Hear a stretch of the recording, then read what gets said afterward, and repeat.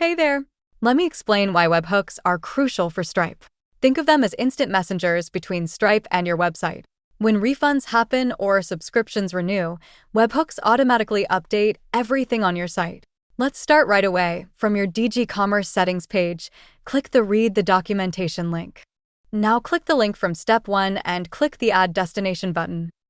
In the Events field, search and check each events from the documentation.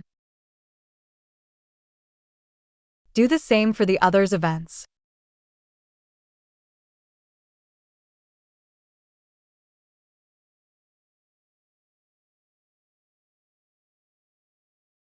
In the Endpoint URL field, add your own webhook URL from your DigiCommerce settings page.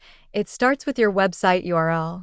Now, reveal and copy your webhook signing secret to paste it in your DigiCommerce settings. Save settings and you've done. Pretty easy, right?